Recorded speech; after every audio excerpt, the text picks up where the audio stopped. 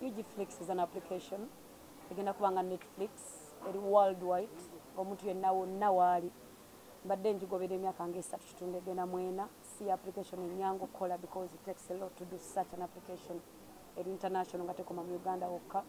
It's gonna be the first one mweyo nature yaayo mu Uganda getambula buli wamu like oba mu America ogiraba bwobeera mu Spain ogiraba bwobeera Italy ogiraba bwobeera buli wamu ogiraba were Congo ogiraba that kind nga olaba nti Netflix just ng'osasula no downloadinga n'olaba buli kintu kyoyagala content we Uganda abayimbi aba actors ndi mu kusigninga abazanyi ndi mu kusigninga abazanyi ba film balina content era woba ne content out there reach out ng'omanyi content wasobola okutunda reach out anytime ndi mu kupayiringa content nga sinnagironchinga so right now I'm buying as much content as I can so when wooli ng'omanyi content w'omukola nga wakabyera nga asobola okutunda reach out let me know genda mu DM yange oba onoonya omuntu yenna akola nange Dirisa Kamara Kathy anyone akola nange bw'omufuna Amara anyone ng'osobola okuntuukako ng'ojja ng'ondaga content wo nga mugula because lwaki nkola businesses zino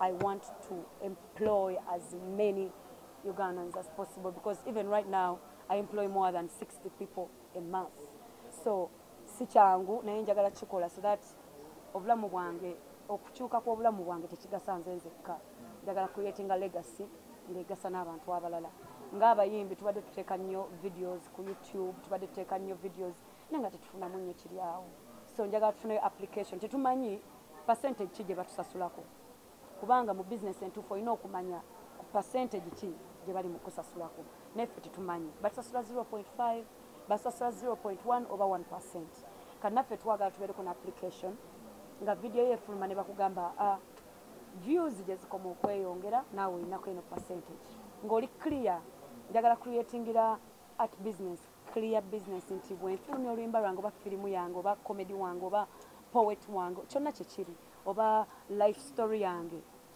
bwentunda nfunamu kino njagala creatinga ogw'omukisa because nange kennyini ngwagala because tuwadde nnyo abantu content naye nga tetumanyi ate mmwe mwenna muba mulowooza etugaggawalidde nnyo content naye temuli nnyo ssente because tomanya bakusasula ku ki kati ku luno ya Munnayuganda akutuuza n'akugamba nti mukwano ku kyoleeta nkusasula ki this percentage so Flix egenda kubanga Netflix nga bw'ogiraba movies everything documentaries live shows everything era nga bwe ŋŋambye njagala kuhayaringa omanyi ennaku zino emirimu mizibu nnyo naye bw'oba omanyi nti osobola okukola era olina ekyokutunda hala me Flix bwete wegenda okuba naye nja gironkinga nja kubayiteera again when I'm launching it. Okay.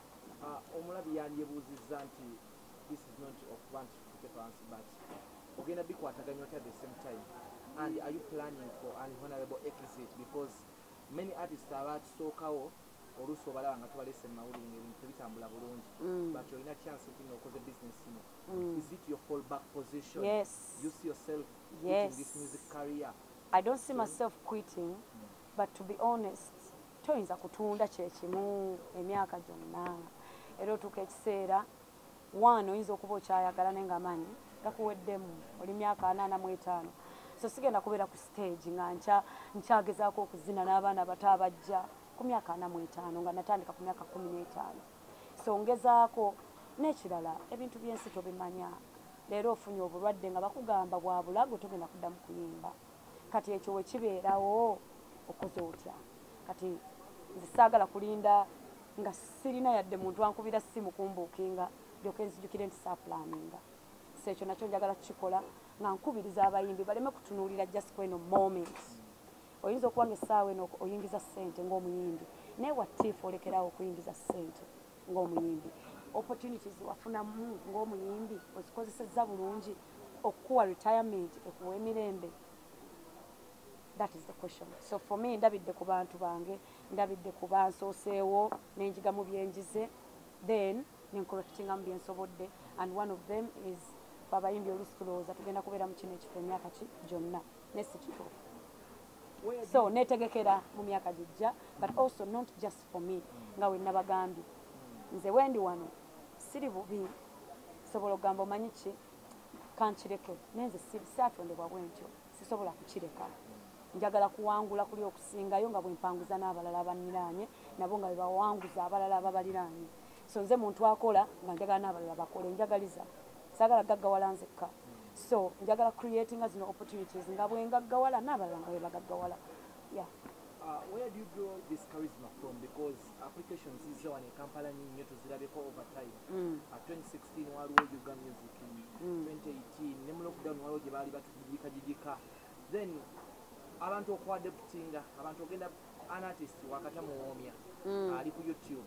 Ebyo ndogenda kujjayo wakawo n'omuteeka eno. Ebyo byonna njja bagamba ng'olunaku nziguddewo ki UGFlix kati ebyo byolwo olunaku kubanga oli mukumbuza lunaku lwa launch. Ku launch onambuuza ki ya UGFlix. Byonna byonna ogenda bimalayo. UGFlix enjagala bagamba kyenjagala okucorrectinga tebeerangawo. It's an international application. Go and Google and find out international application erabibwa ensi yonna eyo ndalamu okusinga application gwe creating Uganda. So that's the difference. Eno nti firimu yo tegenda kulabibwa muna Uganda. Egenda kulabibwa buli omu mu nsi yonna. So kiri gy'oli ocreating otya. Kyo creating kitunda then ogenda kutunda. Tekiri limited. Because abantu wano tetulina bamala kulaba content waffe nga tumwagala. Tulina tappingako mu nsi eki endala. So that's why this application is different. Ananya n'ekibuuzo kati tugende ku concert. Okay. Dias okay. Olina ekibuuzo. Because let's go into the concert because we will in and out. You're going to call and the reason why emyaka ebiri twatambulese mubadde nga ku African. Ensonga lwaki kuno nasazeewo Serena nga bwe nagambye earlier. Njagala kwe challenge nga to be better. Bw'oba oyagala okulaba omuntu gw'otalabangako mu ggwe olina okwe challenge nga n'okola ky'otakolangako. If you want to get something you've never gotten, you do something you've never done. So njagala kwepushinga ne challenging kubanga nyina sho gye nyina mu mutwe nze nganze gye manyi gye nsobola okukola gye sikolangako. So njagala kumanya kisaawe kye kyaŋŋaana ne ngenda mu Serena. Njagala ng'eri closed bulungi nnyo nga sound esigala omwo lights. Njagala kulaba kikyenyiza kukola in a closed place like Serena kubanga byonna bye nnyina mu mutwe tebikola bulungi mu kisaawe. Kati ate nga bw'onaalaba nti omusota guyubula skin yagwo ndi mu kuyubula nange ne mu kuggyawo skin ya SHEEBAH ngenda kutandika 33 omwezi ogujja ntandika emyaka 33 natandika okukola ku myaka 15. So sikyalowooza kyekimu sikyayagala bintu byebimu ebintu byenjagala bikyuseemu ng'era omuntu yenna akula waaba okula si kwa buli omu naye waliwo abakula. Kati nze nkula buli mwaka nkyuka. Kati wano wendi mpulira nga njagala kukolayo kintu kyesikolangako ate era ntapinge ne mutwe gwange ku ki bulijjo kye njagala okukola kyesisobola kukola nkikole mu Serena. So njagala kulabako mu Serena nyinza kukola ki. Yeah, next month. November. Just recently, and people anti mwenna kye mwerabira just mwagala nnyo. No, there is one thing. Omuntu yenna waweza emyaka 3+ nze manyi abawakana emyaka ekibasumbuwa. Ogenda n'ojjukira nti gw'olina egyo emyaka n'egisingako ne tonnakola bintu byenkoze. Kati n'owulira ng'olina kuwakanya myaka gyange okwewuliza obulungi. Kati kino kyekiriwo. Don't make yourself comfortable by denying the reality. Reality is nyine emyaka 33. Kati gwoba oyongerako emeka kiri gy'oli. I'm 33. I joined Obsessions in 2007. Helen Ray agijoining. Mumanye facts zammwe nze na joining Obsessions nga ne Jangu ewedde hit yaabwe. Na replacing a Clio in 2007. I was 17 years. Do the math. Tugende ku kibuuzo ekirala tetuddamu ebyo bintu nnyo. Mbyagala. Byagala. Mbajjemu obwo buntuntu obwo. Earlier on, I get a new journey. You make us think like age is catching up on you. New journey in your way you were. Age is not catching up with me. I'm growing. Omuntu yenna wakabi. You evolve. Okula. Tosigala mu kyekimu ng'okola ekintu kyekimu emyaka gyo gyonna gy'ogenda okuba ku nsi. Bw'oba wali oyagala nnyo ebbaala ogenda okulaba w'ogenda mu myaka 4+ ng'ogamba ate kino nakyo tekyangasa. Bw'oba wali mwenzi nnyo ng'omusajja ng'ogamba bannange abakazi bombadde nabo naye banzimbye. So bakiyita kukula. si myaka to chase you but to grow up. Omanya abantu bangi bongerako emyaka naye tebakula. So for me I'm talking about growth and maturity. So nkuze ebintu byenjagala binene. Njagala ebintu bingi naye bibanyonnyola temuyinza kitegeera. Nyina eryato limu nenjagala obwato nga 3 nga buli butwala abantu 10 ebyo nanyina obikolerera ate siyinza kukola bintu byebimu okufuna byesifunangako nyina okukyusaamu. Okay, right there omuntu nga fana mole n'abantu bafanze banyagadde okwebuuza. This comes at a point when you're befallen with your former manager actively. Kina engeri kyakugulamu amaaso ng'okwawukana ne Jeff actively waliwo tugamba akyali kyaliwo but not active manager. Kubanga wakati sasa mutandika okuexploiting new grounds n'okola muno nataka kudeveloping. Kina engeri kyakugulamu amaaso okwawukana ne Jeff. What I can tell you is Jani yange n'omwami oyo yali good era nga bulijjo lwakuba tugaana naye buli omu alina wakutuusa kyo ne kiggwa ne weeyongerayo. Kati mwami Jeff yantuusa we yantuusa emyaka 9 gye twakola ffenna naye ne mutuusiza we namukola ki we namutuusa kati essaawa era nga bwe nakugambye ng'omuntu akula neeyongerayo with all due respect. Okay, on that note, omusajja yakuteeka teyanteekawo twakolagana nentuukawo okunteekawo kiringa okunsitula n'akimpa teyakimpa. yasayininga omwana omuto young talent actinga nga gwe asoundinga nga gwe sikimanyi ekyo kino tukiyite nti gita competition ekyo mbadde sikimanyi mbu yasayininga omwana asoundinga nga nze. Honestly nze ndi mu world yange mpa kubinkwatako era kumakya genda kati already I'm adding on company to company to company. I'm too busy. So ebintu ebimu sibimanya ate era ebintu ebimu tibimalira nnyo budde nga bwe nabagambye abawagizi tulina bangi era omwana oyo gwe yasayininga asobola ofuna abawagizi be ali nange nensigaza abange tewali nnyo kyetulwanira wange buli omu akola omulimu gwe afune kyalina okufuna. Ekibuzo kyagala okugjayo nti kiringa wonaakwata si ku kyakuturekodi nti n'okwata replica kitegeeza nti n'omuntu n'akuwozaamu n'ennyimba ze baatandikira naye case omanyi abantu abanjezezaamu naye gwe bangi but the thing is about okwozaamu wabeerawo original copy. I'm the original copy, it will never change. Why are you a threat to many female artists and male artists apparently? Why am I a threat to both of them? I'm very focused. My eyes simanya ebisigadde byonna bibeera background noise naye amaaso gange gali ku goali yange. That's why I scare you. That's why I scare everybody. Yes, among your goals, we've seen so many artists right now are in age 25, 28 plus. So some of their goals is family. They talk about family, but you see more of your brothers. My mother, yeah. You as a woman. I love that. Go on. Yes, you as a woman. When do we see you come out with obuuza nno ebibuuzo ebyakabi okulagako ku that side bafana bakobeera balina family abalina abaana abalina abaami bagamba Sheebah atisitwako because ye n'omwami we beeyagala nnyo Sheebah atisitwako because yazaddeyoko ku mwana Sheebah atisitwako because twamuleeko ku Valentine. When are we seeing that evolution in it?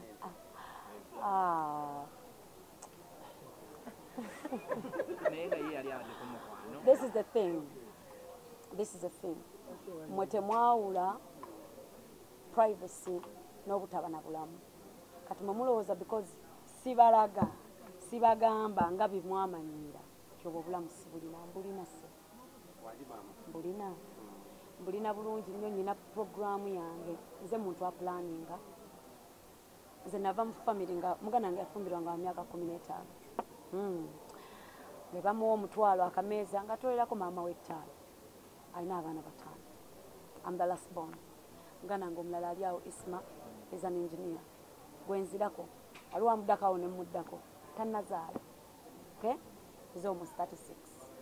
Baganda bange abasatu bonna bazadde abaana baabwe bonna tubaweerera tubalabirira tetulinaako ki buzibu naye ffe nga ffe omanyi mu family mubeeramu the blessed ones tetukyatereeza family yaffe ne legacy yaffe ne gye tuva nga we nakugambye saagala kola bugagga bwa leero njagala n'abaana b'abaganda bange babusangewo bagamba anti waffe oyo omulaba ne gw'otaalaba eyaleka akoze kino ekyo toyinza kikola nga topulaninga waliwo bazaalanga bato mukama n'abayamba ne bazaalanga bato bagenda okutandika bizinesi nga bakola ki bazaala dda nze unfortunately nasalawo nsooke business then after when figuring out ngamba nti eno essaawa entuufu ngende mu kuzaala because trust me okuzaala kya butonde bwa mukyala buli mukyala okujjako nga just katonda yaganye ate ng'ennaku zino buli kimu kisoboka omukyala wakuzaala anytime just waliwo ffe abakyala ab'enjawulomu titwepulaningira ddi lwokola ki ddi lwozaala nze ninga omwami ninga omusajja in a way of thinking temumala gazaala ate era bwe mumala gazaala mmanyi mwe lwaki mumala gazaala oluusi si mmwe mutuula naye kati nze bwe nzaala egyo emyaka 2 gikoze ki gifudde kati saagala kugitta naye bwe natuka nempulira nga newenjitta tekinkosa nja kugitta but saagala tambulira ku society munteeke ku pressure nzaale okubalagako mbunzaala sigenda ekyo kikola but I will have kids because I love kids so much naye ekya family kyo togenda kiraba sigenda kufumbirwa saagala balimba nnyo ogenda zaala ate nga tofumbidwa of course kozi bameka abazaala nga tebafumbiddwa mbukive nnyo nze ngenda osooka okikola be realistic nedda mukwano nze ndina kyeyombekedde nedda mukwano kawundo kakubye eddinisa gwe balonze ne bamutwala mu muzigo nze neezimbira kiba kitegeeza nsazeewo ani gwe nzaddemu ate ekyo nakyo tekisoboka nedda taata nja kufuna musajja nga ntegeera ayinza n'okuba olwedde waali nga ntegeera ategeera flow yange gamba mukyala wange onoomulaba bye bufumbo si byali kate nange saanoonya bufumbo abasajja gye bali nga nabo obufumbo si bwe bakola ki naye ate nga ajja kwagala mukyala we naye ng'abeera wuwe nawe ng'obeera wuwo so wali buli mukazi alinayo bbaawe olw'embeera ze there is a man for every woman and there is a woman for every man so waliyo omusajja alinga nze agenda okuntwala Shiba, another question. That's right. So you also really First of all, what is your greatest worry? in life Yes, in life, in your career. in life or career What is your greatest worry? And then talk with you. Aren't you worried about age? Because I'm 33, I'm not 53 abantu bagamba abakyala mwine mukwano sinnagiringiza nako mwe stressing okay mu getting out of my ovaries that's it get out of my ovaries muzireke zijja kufunctioning arensazeewo get out of it n'ekirala njagala mu respecting njagenda kwogera ku kino briefly mulekera oteeka abakyala ku pressure y'okuzaala lwaki tomanya struggle gyayitamu ojja teeka omukyala ku pressure nga abadde agezaako emyaka 4 gwe tomanyi kyoli mumukola omukutula buli womuteeka ku ki so eyo topic mugiraba mugirekenga omukyala asalewo akole ki azaale lwasazeewo okukola ki so it's a very sensitive topic nze mukimbuuza nenkiddamu because I'm okay with it but it won't be okay for every woman sometimes ojja kwogera n'omukyala ng'abadde strugglinga oba abaana be bavaamu naye nga gwe tomanyi so eyo topic mugirekera abakyala subire nti ogenda kukolayo bandi eyiyo bando ki eyo sinnagendayo but wennakikolera nja bagamba my worry is failing kyekyoka failing for me failing is my worry waking up in the morning nga mama wange ankubira ngoba ayinamu ekizibu nga siyinza kimuyamba failing omwami wabwine ntumuwa omukisa kuba ffenna anti ono omwami yatuta interview zamu n'ekibuzo kyange omwagizi wayinza okubeerayo nga yeebuuza omusajja yali akutuusizaako ekizibu mwakomawa tewali musajja yantuusaako ekizibu eyali teri musajja yantuusaako kizibu waliwo omusajja ya crossinga line gyatalina kukola ki crossinga so nalina okwogera okumakinga sure buli omu ategeera nti eyo line tebagicrossinga so tewali yankola kikyamu kyonna ekyo nkyogedde over and over I wasn't raped I wasn't touched but I was disrespected in my space waliwo space y'omukazi gyotalina kugendamu nga tolina kugendamu that's it twogere ku concert guys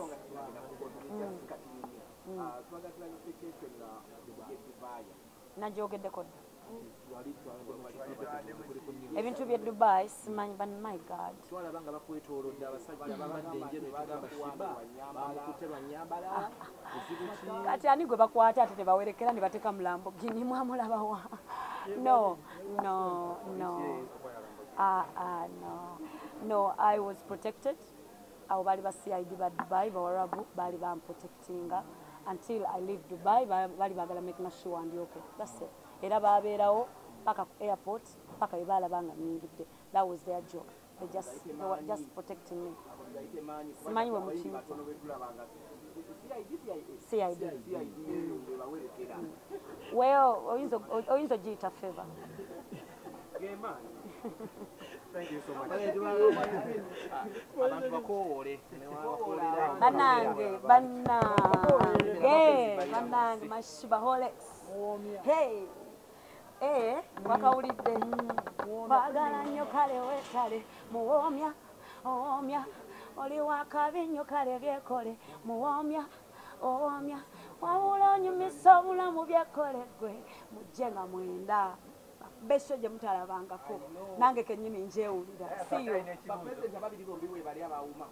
mujja okundaba ebyo bya politics genda mu government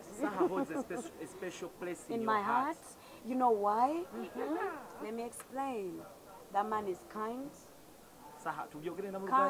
Omusajja oyo wa kisa saha era mmwe muyinza okusuulasulamu ebyammwe byemwagala tebinkwatako naye oyo chali wange bro nga bonala bayinzalibwa ne Isma naye bwe ngamba nti nyinamu obuzibu newe mba sinabo mugamba abeerawo alinga kabakko waliwo abantu bo nga tosobola badi nayinga kubalaba because they continuously love you and support you and are there for you. So Sa is one of them, Kabako is one of them, and Kansime is one of them. Waliwo abantu mu industry nga bambye banjagala bwagazi and I respect that and I love that because mu industry si kya bulijjo. So thank you.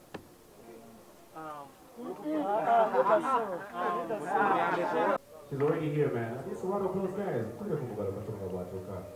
It means a lot. Look at the outfit right there. Woo. Woo. Woo. Okay. It's about that time when we start this session right here. The first press conference of the #1 artist current in Uganda, Queen SHEEBAH Song. 9th of December is going to be going down.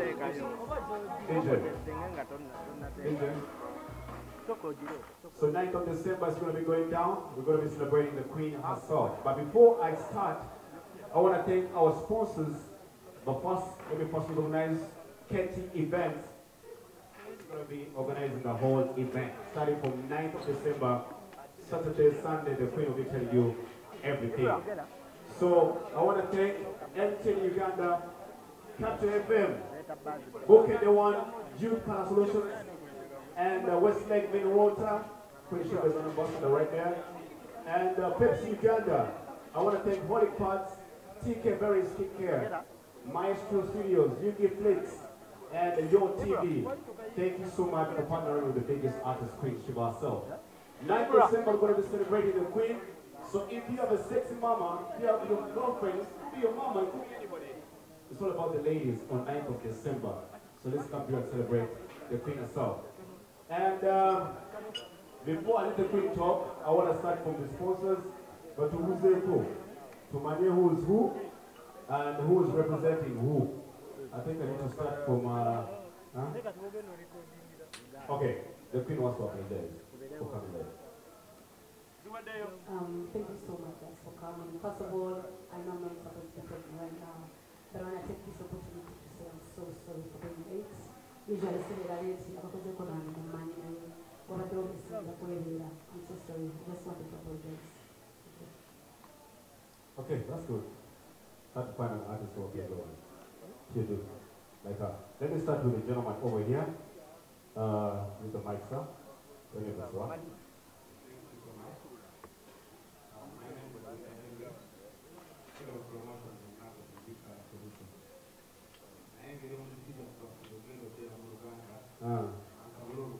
Sabula.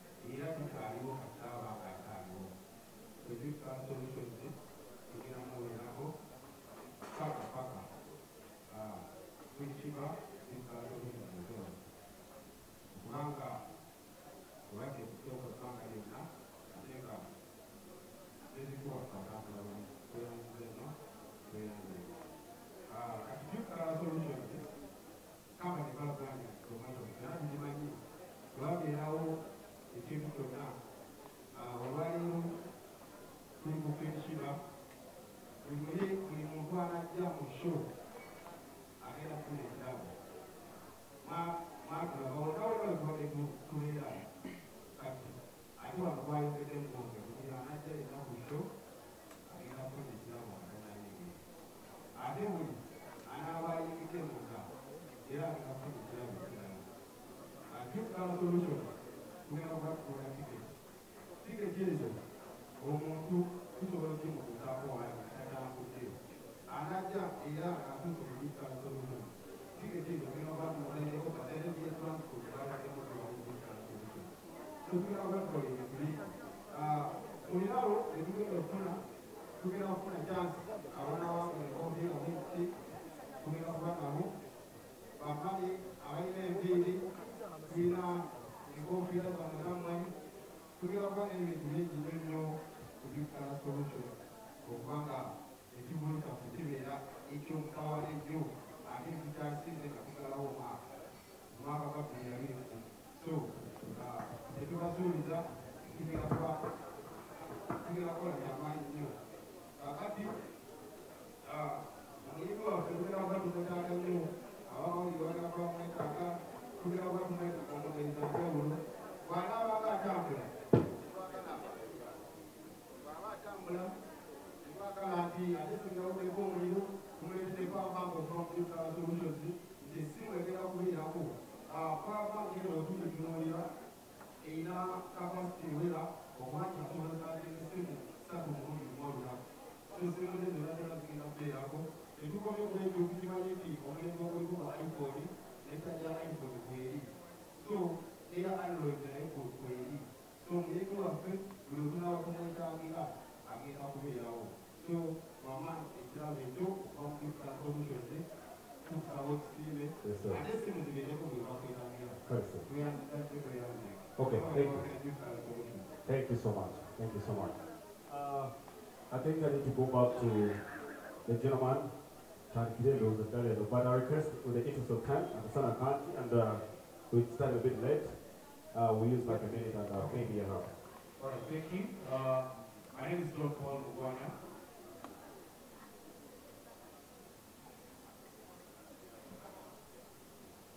Have this? Listen.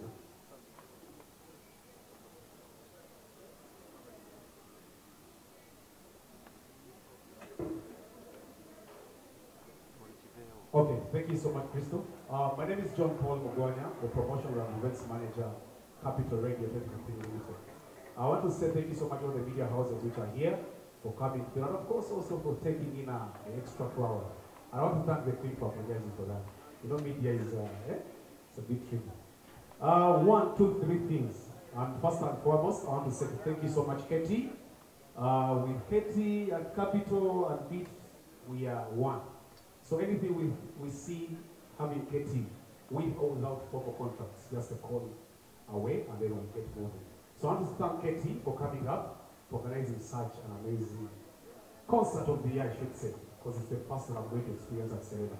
And of course, coming through in the first week of December. Thanks so much for Katie. 2, I want to thank Queen SHEEBAH for 2 things. For keeping the Ugandan music flag up, and as well for being professional. We've all seen a few issues coming through in our musical careers because we're a musical station, we work with artists, we really do a lot with them, but you see fire coming out. I want to thank Queen SHEEBAH that she has kept the professional brand of our soul to ensure that we see the smooth, the hardships, the glitches, she has still kept standing. And as well, I also want to thank you for supporting Capital Radio. You have given us content. Yeah, last time we were with you in Port Porto. Hey, you did us an amazing job, and with that presentation that was not really worth the thought. You came through on time, and of course pulled up a very energetic performance. So we will few remarks. Want to say the team at Capital loves you, and of course we will support you from the concert time until when we started, until when you feel like you're out of the music career, which I don't think you're about to. Yes. And then 3, which seems to be the last, is why Capital Radio. Capital Radio has worked with Queen SHEEBAH for all her concerts she has been with in London. And as well, she's in our golden category for music. So when it comes to power play, she does not bribe anyone, she does not throw in, she does not even say JP is something for you, but we believe quality moves with quality, and brands move with brands. So we move with Queen SHEEBAH, and as Capital, we say this concert that is coming through on the 9th of December, Serena will support you with a full package of our ads, mentions, social media, interviews, whatsoever we trade. And we'll move with you, because what I know about KT, that he moves from Kampala, he gets to Mbarara, he gets to Jinja, he gets across the whole country. And as Capital Radio, we are a national radio station. So we shall move with you from Serena until the last drop of the extras. For now, I'd like to say thank you so much for coming through the media houses. And as Capital, we want to say keep listening to your freshie station for Uganda. And as well, we have a new baby, finally, Crystal. We have a new baby. It's called Kiss FM. So it will be absurd for me to live without mentioning that. So Kiss FM, our listeners also thank you. But for now, it is Capital, your freshie station for Uganda. Thank you. Let me have from MTN Uganda. Hello everyone. My name is Lepson Nazafira. I come from MTN. I'm a digital services specialist. We've worked with SHEEBAH a lot.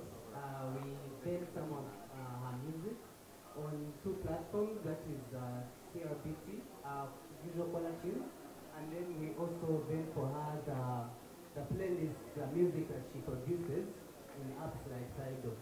So for this journey that we started, especially for this concert, we will be providing a lot of things, starting from mobile money,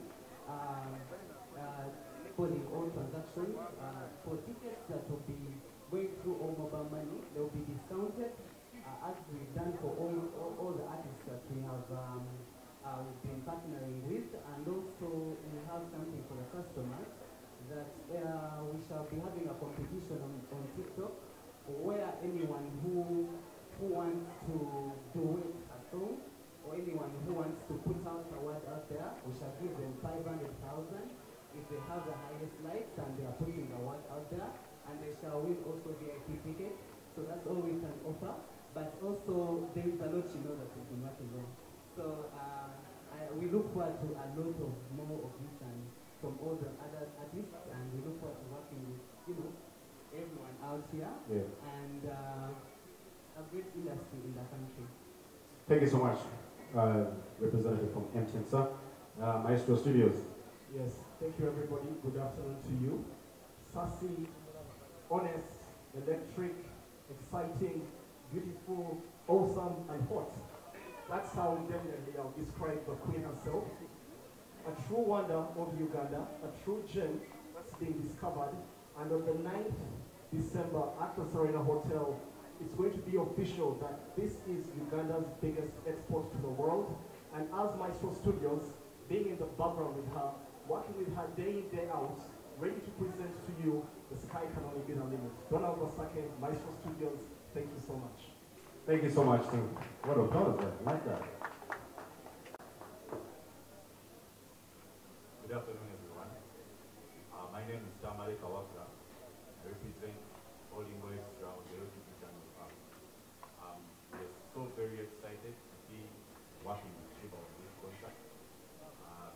We can promise you that we are going to be with you everywhere, from the road, from Serena to the last show. And we also want to tell our app users, we shall be giving out a few tickets as well, and for everywhere, I should say, for every concert, we shall have a few tickets to give our users that they have. And we will just tell you a little about what we do at Olingo Extra. Olingo Extra is a platform on the YouTube channel app that allows content creators to monetize their content.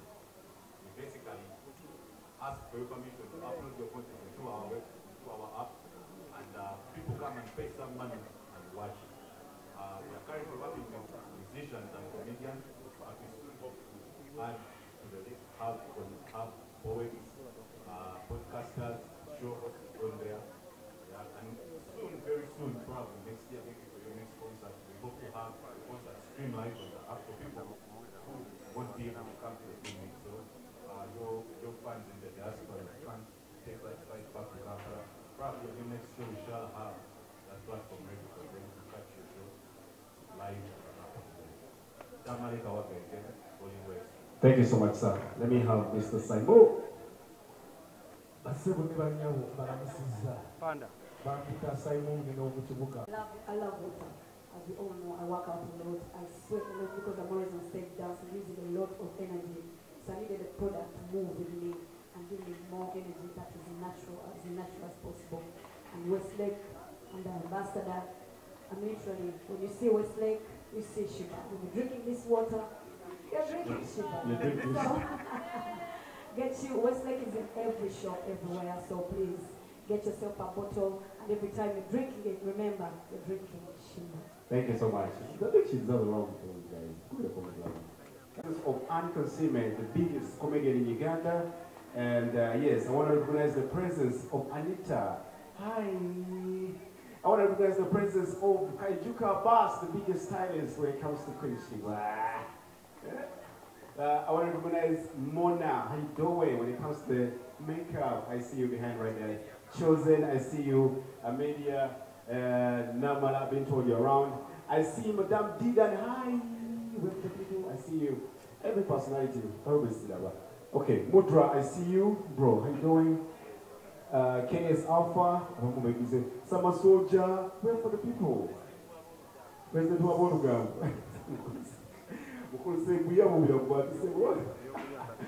Okay, the moment you guys have been waiting for, it's about Queen SHEEBAH right now. Before I let you talk, I want to thank you so much for everything you've done for the industry. Me, myself, too, you gave me a chance, and forever I'll be grateful. And you know how I feel about you, so thank you so much. And I think you need to take it right now. Ladies and gentlemen, get your cameras. Let's do this. Thank you, Crystal. Balamusiza basebo ne banyabo. SHEEBAH Karungi, leero muli mu press conference ya ekivulu ky'omwaka 9th December. It's going to be at Serena. So, again, I apologize sincerely from the bottom of my heart. Nitoza okubeera late. I hate being late. Never really took aunga. Toza kulyewa. Thank you so much for being patient. Everyone out today. Naninda. Thank you so much. I won't take that for granted ever. Thank you. To all my sponsors waiting for me, all my fans around, SHEEBAHolics, my friends that came around to support me from the music industry, from the art industry. Thank you so much. I really appreciate you. My management, I know we work tirelessly day in and day night. I love you guys. Thank you so much. And I work you so hard because if I could let you, you would sleep a bit. But I appreciate you so much, wherever you are, you know that. Mr. Ketty, I'm more than honored to work with you again. Another person we didn't know that I'm going to work with is going to be Steve G, Phenom Records, on the stage and lights and everything. I appreciate everyone around. So I wanted to take that minute to appreciate you all. Thank you. To all my Lugambo people, abaze n'abatali ba Lugambo, abagossipazi, abamawulire, tetuyinza beera nga temuliwo. Nammwe ng'ebitayinza beera nga tetuliwo. So we appreciate you. But yeah, we're here. Shoot your shot, keep in mind. Let's keep it very professional. Thank you. Okay. We're at the pass. The Bobako United Stadio, Tambla nayo, tebajja kuziwaza. Ate n'ekirala, I think together bagenda kubeera ne team whereby bagenda kuba banotinga amanya g'aba media personalities. So buli omu, I think reach out after here, olabe mukulu Ketty and the team. There's a gentleman who was seated here. Genda omulabe, oteke erinnya lye so that baba nga bakreatingira pass ng'obudde bukyali. I think it's okay bannaaye. So that bw'otatuuke ku gate ate bali bekulabisa. Okay, mukulu. Hey everyone.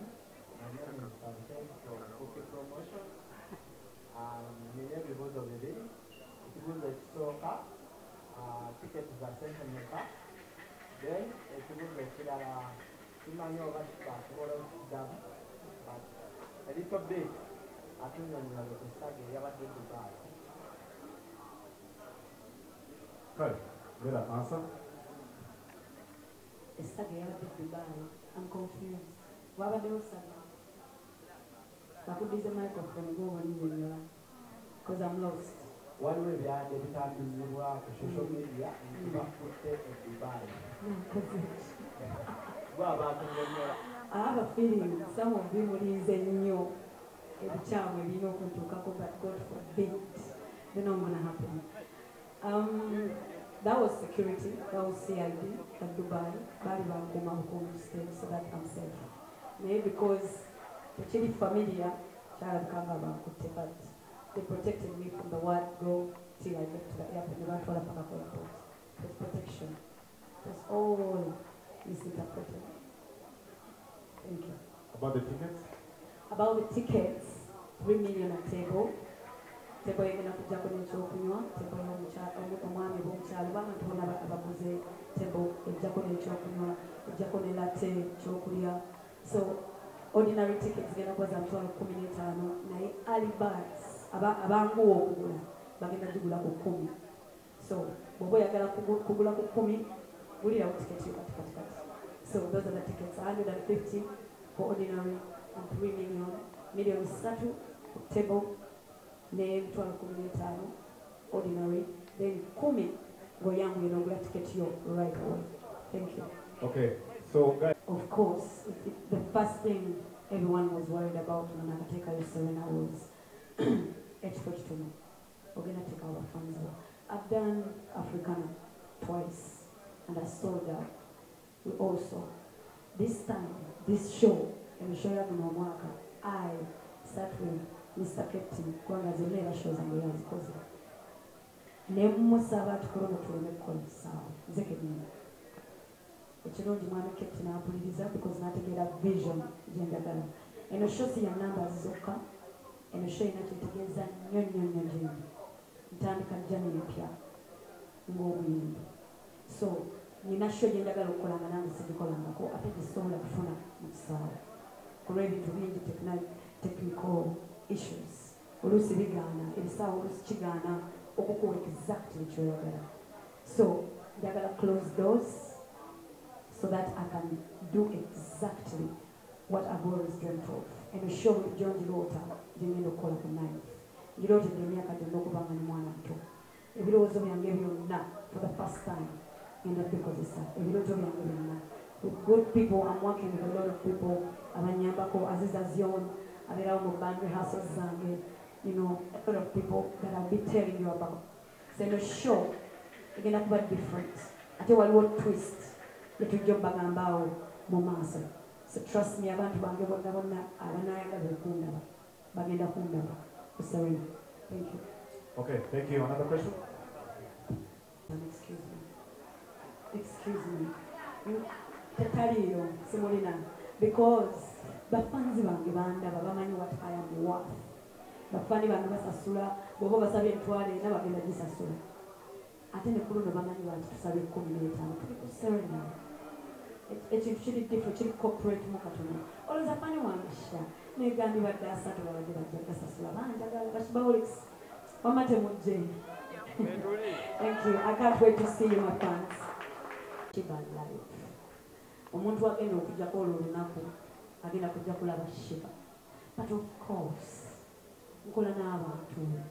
Nkoze ne Chosen, nkoze ne Wakbenda, almost nkoze ne Crystal Panda, nkoze n'abantu bangi nnyo so siyinza kukola concert, nkoze ne Saha, nesiteekamu bantu bange, of course bajja kunterekerako. N'emikono gyange emirala mu industry egijja okujja oluggi, just to support.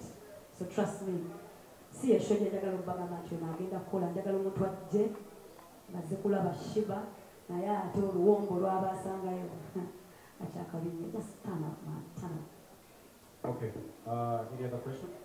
From Spark. okyusizamu ku test gyonna emirimu gibadde nga oyogera SHEEBAH concert tebatukkirira ku Africana kyekikutanudde okujja ku gundi ate tulaba ne baod rising in terms of payers n'ekirala ku kye batukolere wawinwagi dress code what should we expect this time round? Kubanga wali ossa omuntu kuluno ogenda tukamutuge ekyokusatu naye nali nyambadde empale empanvu kunyinwa a white long baggy naye wano mu kifuba n'oyolesa nga ne bustick tinabukwewuli. Alright. Anyway, thing is about my dress code. Nabagambye ekintu kimwe no show egenda bashookinga nnyo. Just gamba ku show. Of course, I'm a beautiful, sexy woman. Sinza gana kwambaza mubiri ogwo kye bulina kugendako kitegeera. So nja kuteekako ebirina okugendako naye ate ne bamaama nja bajjukira nga leero temundaba half hajat half sexy. No, trust me, just come around. I'm going to give you me. Ngenda kuwa in a show, I'm going to turn 33 next month, 11th November. And I was in the so in a show, your show is so sad. Let me just say that. Mind the angle, JK Miraka, Ekuzenyo, ebintu byenjagala kati mbulamu birala. Ngabo joko mukule ebintu byagala bikyuka. Kyobola bakati nange mukwe challenging. Nengamba kangende muserena nkole show esikolangako gyendoosa emyaka gyange gyonna lwaki njira otabuloosa kanjikole. So awendi kati saagala kufaana dreams zange, njagala buli kimu kyenyina mu mutwe mukama akyampadde chance n'obulamu n'opportunity njagala kikola. So kati ndi mu position esobola okukola buli kimu kyendoota. That's why this show is different. So come and see what I'm about today. It's a new SHEEBAH. It's a grown-up SHEEBAH. It's still sassy, still confident, but very different in the mind. So come on. Hi, SHEEBAH. I'm Smith from Select Jazz. It's an online. First of all, tulabira abayimbi bangi abajja ku show zammwe concerts ne bavaako nga tebayisiddwa bulungi olw'ensonga y'aba instrumentalist and all that. Batuuka n'okubeera mu mawulire nga baboogerako baflatins and all that. Tusuubire mbuno abayimbi abagenda okufeaturinga ku show yo, are they doing rehearsals with you so that they don't make you look bad and make themselves look bad? That is the first one. The other one is so many of us here are from online, so content-wise, tusanga obuzibu that on press conference and all this pushing the show, we are here with you guys, walk the journey with you, but after bwe tumala okujja ku bivulu byammwe, first of all, access is denied. Second, content-wise, we are striked, so we need to know, is this show copyrighted or not? Then the third one is when you artists come out, like big artists come out, when you big artists come out and do shows, like yours now, 9th December, some artists come out and give numbers and rates and all that. Case in point, one of the artists that come out of Kola, they are given number and you are given number 3. Is this about numbers in the industry now that for you to do Serena is to prove that you're number 1, number this, number that? Please clarify on that. Let me start with that. Yes. Simba nakukubira number anything. Ekyo njagala clarify. I come from a very humble background. Ekisooka gwatandikanga love, passion. Now it became a job. I respect my job. I work day in and day night because omulimu gwange ekitiibwa. Omulimu gwange gwe gukyusiza obulamu bwange n'abantu bange gyemba ne family yange. So one, sikola guno omulimu kubeera number 1 bakusinga muntu yonna. Kubanga nkimanyi ekintu kimu, abawagizi tetuyinza bamalawo bangi. Buli omu asobola okufuna ababe ate era buli omu n'abeerawo. Tetulina kusikagana muguwa ku bawagizi. Omuwagizi waba asazeewo okuwagira SHEEBAH asobola okumpagira ate n'awagira n'omukyalo omulala oba n'awagira n'omwami omulala. So tetulina kulwanira abawagizi. Nze ndi confident nti position yange si yakulwanira. I'm very confident because abawagizi bange nabakolerera ne banjagala nga nze. So ekya number 1, 2, 3 kyo sikirimu, sikola mulimu guno kulagako. Ngwagala nnyo naye ate kati gwafuuka omulimu. So nguwa ekitiibwa ate nga ngwagala nnyo. Siriwo. So saakoze Serena to prove a point to anybody. Like I said, I want to prove a point to myself. Nina growth gyendi mu kwenoonya. You know, nina level gye njagala okulaba oba nsobola ogituukako, njagala girwanirira. Ate kitandika na kukola bintu by'otakolangako. Oba oyagala ky'otafunangako, okola kyotakolangako. So that's why I'm doing Serena, to better myself, not to compete. Thank you. Ekyokubiri, obuuziza corporate. Yes, this show is going to be incorporated. Era kangunyunyule lwaki. Content, lwaki olowooza lwaki nawufa content? Ojja ssente. Kati naffe ate abayimbi twategeera twalwawo nnyo. Mubadde mutwala content wabwerere emyaka gyonna. So this time abantu abagenda okukkirizibwa okukwata ebintu ebimu tugenda kwogera nabo, tutuule nabo, tukkiriziganye nabo. Naye nga copyrighted because waliwo abagenda gisasula ate bo bagigule.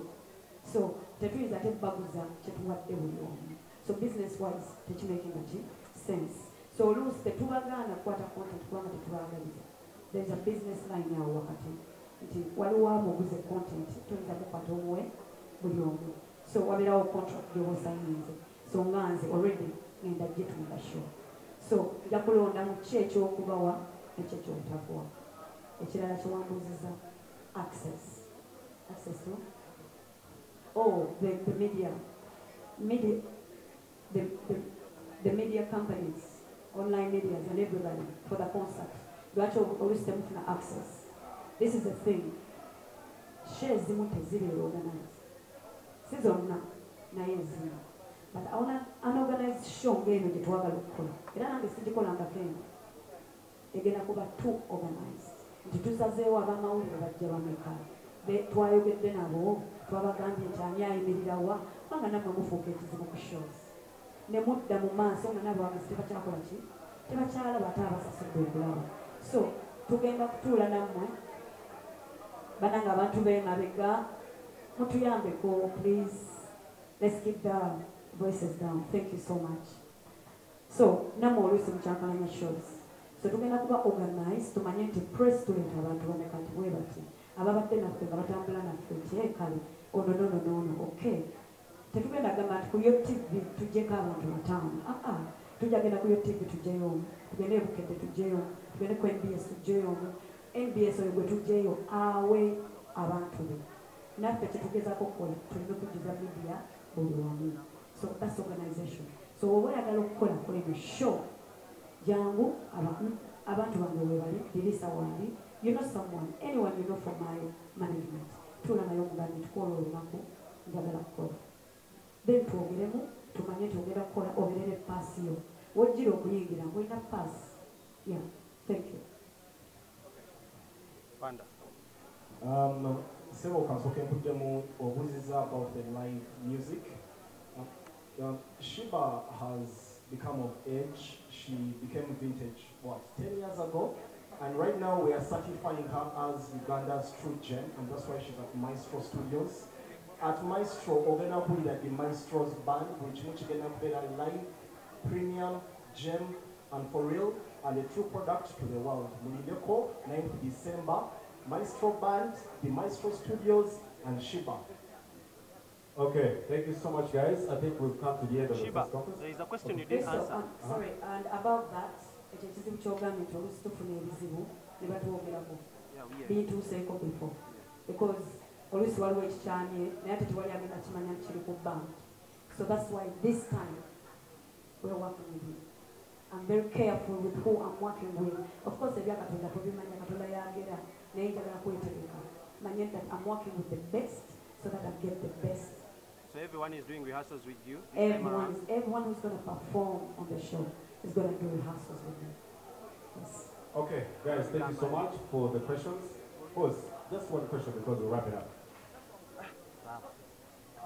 Today internet is going to be like a SHEEBAH. With all the Ghana cameras are here. SHEEBAH, internet is the other way. Only me ask you. Several, but there's a lot to do. Okay, guys, but thank you so much for coming through. And we're going to have a group photo. So please SHEEBAH with the sponsors. I don't know if we're going to stand. But then we have something for you guys to eat. So don't just run, okay? Just move around, talk to a friend as you get something to eat. And then let's have a group photo. But before we wrap it up, one more time, I want to thank the sponsors. MTN Uganda, Captain FM, TK Barry, Skincare, Holy Pass, Boligo Extra, that's Your TV, Maestro Studios, I want to thank, and a special way, Jude Color Solutions. I want to thank Westlake. I want to thank Bouquet TV. Thank you so much. Pepsi, thank you so much. And Uniflix, thank you so much. KT Events, thank you for organizing the event. Okay? We need to have a group photo. We need to have a group photo. I don't know. So amanya n'eddoboozi nze Peter Paul, yes of course, nze manager wa Westlake Water Company, tusangibwa Mende, Hoima Road.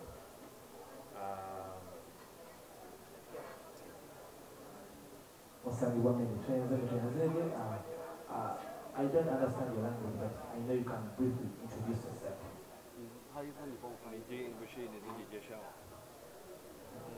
Hello, my name is Yan. Yan. Yes. Pardon? Welcome to you. Thank you. So, utakuwa na hapo na kuangiza tuwezeko nchiwe soda kwa wale.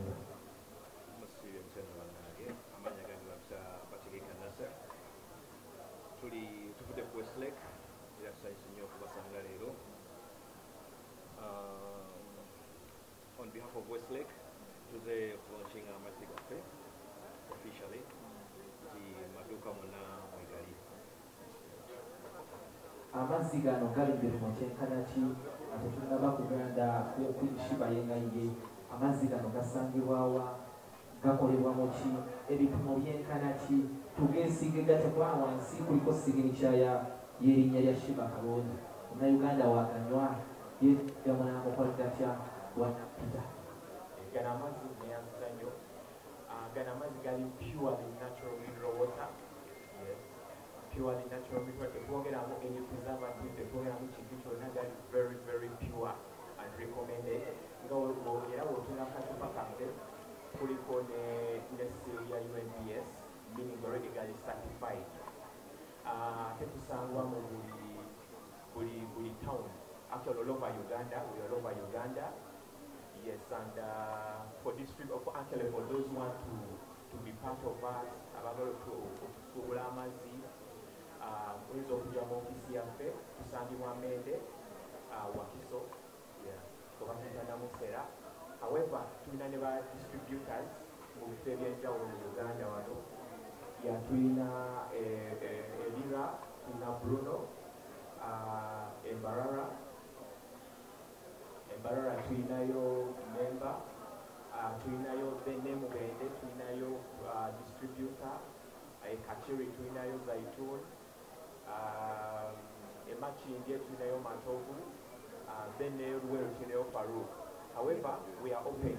Abakyayagala okudistributinga musobola otweyongako, tuli open. Actually, twala n'omusango guno after this opportunity to officially welcome SHEEBAH. Thank you for being part of Westlake. We're really happy. We are grateful. You really appreciate the fact that you're part of Westlake. Yes, it's a real privilege. Because kumani abantu abasinga buli woyita SHEEBAH kwata bulungi, it's all over the place. So we don't take that lightly. Why you target all groups? I think that's why we don't fit for Westlake. Nza SHEEBAH Kalonzo kayogere naffe awulira nonako bamanzeerezo luli twagendayo koko netugenda gaba site nakola leero balina ne UNBS kifaananyi kwekiri ye yafuniddemu wa basibaho basuubire nti amazzi gano teetagisa kyokuba nti naye bibira musange teyitumire tuwaniriza kwika energy doesn't lie. Energy doesn't lie. And God above all. Thank you guys. First of all, if you want to support me, oyagala okumpagira kubanga nange baba bampadde omulimu nkola omulimu, so oba muwagizi wa SHEEBAH oli SHEEBAH Colic toddamu kunywa mazima balala, nywa Westlake water kubanga kati officially byoli nabadde sinatandika kwogerako officially because NBS